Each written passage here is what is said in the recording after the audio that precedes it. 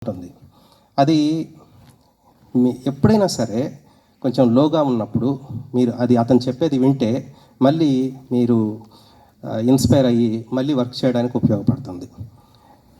అందులో ఇంకొకటి 2 సెంటెన్సెస్ నాకు చాలా ఇష్టమైనవి ఉన్నాయి. నీరసించి నిలిచిపోతే నిమిషమైన నీది కాదు బ్రతుకు అంటే నిత్య ఘర్షణ. అంటే నీరసంగా ఉందిరా, ఓపిక లేదురా అని ఖాళీగా ఉన్నారనుకోండి, minute after minute, hours after our, days after days అలాగా దొర్లిపోతాయి, స్లిప్ అయిపోతాయి. అరే అప్పుడే ఇన్ని రోజులు అయిపోయిందా అనిపిస్తుంది. నీరసించి నిలిచిపోతే నిమిషమైన నీది కాదు బ్రతుకు అంటే నిత్య ఘర్షణ. లైఫ్ అంటేనే ఘర్షణ, లైఫ్ అంటేనే స్ట్రగుల్. సో ఆ పోరాటంలో మీరు ఉంటేనే ముందుకెళ్తారు, లేకపోతే వెనకబడిపోతారు. ఇదొకటి. ఇంకొకటి కూడా ఉంది. ఇలా ఎన్నో ఉన్నాయి ఆ పాటలో. ప్రతి సెంటెన్స్ ఒక కొటేషనే నిజంగా చెప్పాలంటే. ఇంకోటి ఏంటంటే,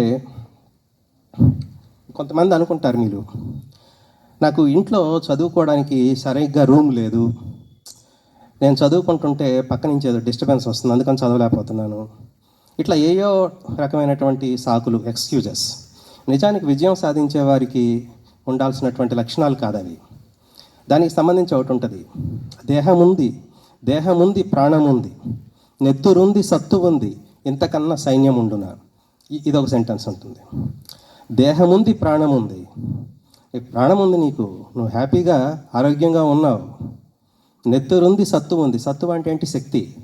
ఇంతకన్నా కావాల్సింది ఏముంది ఏదైనా సాధించడానికి?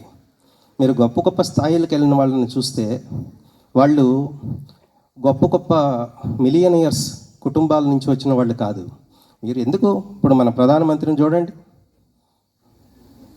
మన ప్రెసిడెంట్ని చూడండి, లేదా మన చీఫ్ మినిస్టర్ని చూడండి. వీళ్ళందరూ ఏ కుటుంబాల నుంచి వచ్చారు? ఏంటి వాళ్ళకు ఉన్నటువంటి అర్హతలు? దేహం ఉంది, ప్రాణం ఉంది, నెత్తురుంది, సత్తు ఉంది, ఇంతకన్నా సైన్యం ఉండన. ఈ విధంగా పాటలో ప్రతి సెంటెన్స్ కూడా మనల్ని ఉత్తేజపరిచేటటువంటిది. కానీ ఈరోజు ఈ పాటను ఒక్కసారి మీకు గుర్తు చేస్తూ, అంటే సినిమా పాట అంటే ఏమంటే అదేదో సినిమా పాటలే అని కాకుండా ఇంత గొప్ప పాటలు రాసిన సిరివెన్నెల సీతారామ శాస్త్రి గారిని ఒకసారి గుర్తు చేసుకుంటూ, ఈ జరిగినటువంటి సంవత్సరంలో ఈ pride of red cherry school అవార్డ్స్లో ఈ క్యాంపస్ నుంచి కూడా ఒక ప్రైజ్ ఉంది. థర్డ్ ప్రైజా సార్, సెకండ్ ప్రైజా? థర్డ్ ప్రైజ్ ఒకటి ఉంది. 3 ప్రైజెస్లో, అంటే first prize 25,000 cash prize, second prize 20,000, third prize 15,000.